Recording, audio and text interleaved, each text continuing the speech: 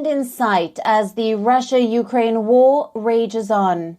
Multiple locations in both countries have reported relentless bombings and airstrikes. This as Saudi Arabia concluded Ukraine peace talks in Jeddah after a lengthy closed discussion. On the war front, a major overnight barrage of Russian cruise missiles and drones was reported in Ukraine's city of Donetsk. The strike hit a university building and set it on fire. Donetsk's emergency minister told the media at the scene that it was a cluster munitions attack. This allegation comes on the back of the transfer of cluster munitions supplies from the United States to Ukraine last month.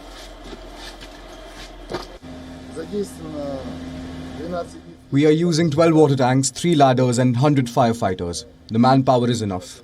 The whole roof is on fire. The most difficult thing is that the roof is wooden, so the fire spreads fast. The Donetsk University of Economics and Trade is on fire as a result of cluster shelling. No, there were no people. The guard were outside.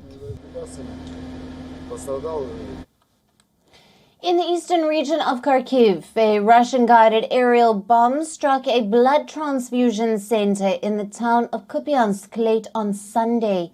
Ukrainian President Volodymyr Zelensky published a photograph showing emergency workers in front of a burning building in Kharkiv's Kupiansk. The town is a railway hub and is less than 20 kilometers from the front. Russia also hit a facility of the Ukrainian aeronautics group Motosich. Now, the Russian attacks follow Ukraine's overnight drone strike on a Russian tanker in the Kerch Strait. Earlier, another Russian ship was also hit in the Black Sea. Meanwhile, in West Asia, the peace summit in Jeddah seems to be inconclusive as no final declaration was released. There was agreement on key points, including respect for Ukraine's territorial integrity and sovereignty, that should be at the heart of any peace settlement. The organizers also succeeded in bringing together representatives of the 4 members of the influential BRICS bloc, barring Russia.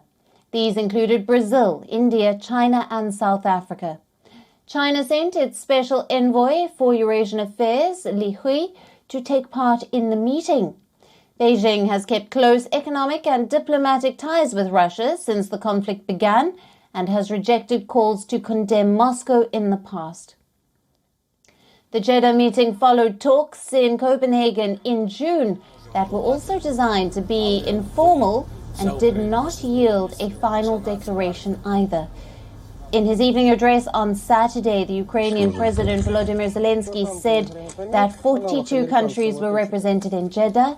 Zelensky added that the Ukrainian delegation was pushing his 10-point peace formula, which calls for the full withdrawal of Russian troops from the Ukrainian territory.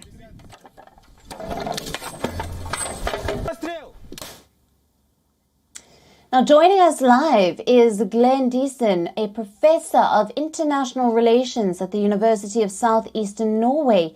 Thank you for being with us, Professor. Now, how big a difference to finding a solution to the Russia-Ukraine war has the peace meet in Saudi Arabia made? Do you see a road here to bigger peace talks?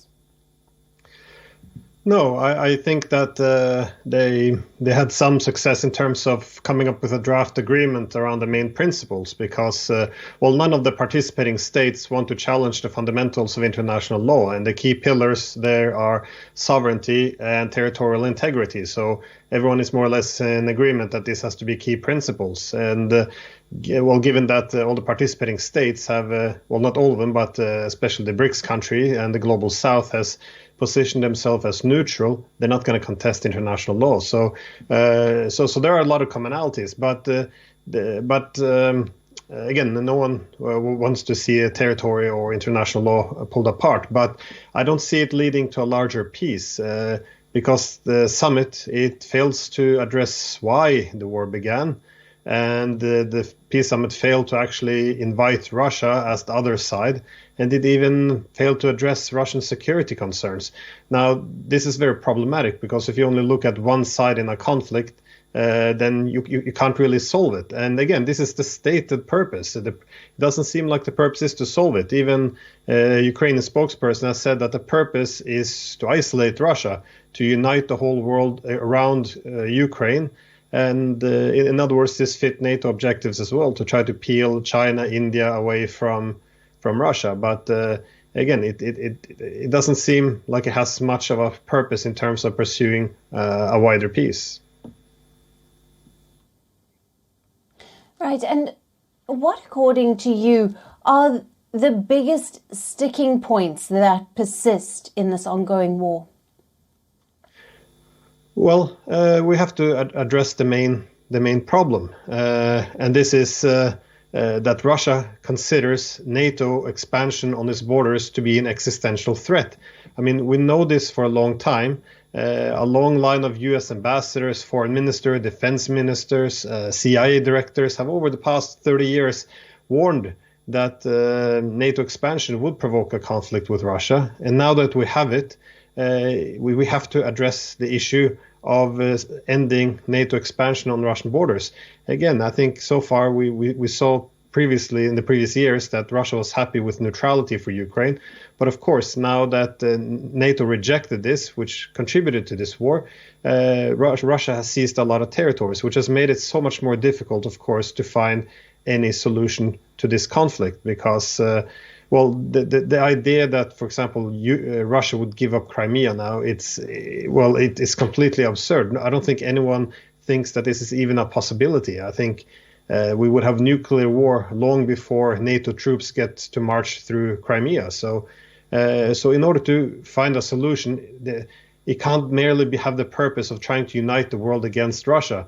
This does not harmonize with the objective of what a real peace summit should do, which is to find a compromise, which means on one hand, you need to consider Russian security concern about NATO expansionism, and on the other hand, should be the objective of having Ukraine keep as much as its territories as possible. So I don't see this going anywhere. I think it's mostly for political show, which again has been the stated purpose of this. Professor, thank you for being with us on this broadcast and for your insights there. My pleasure.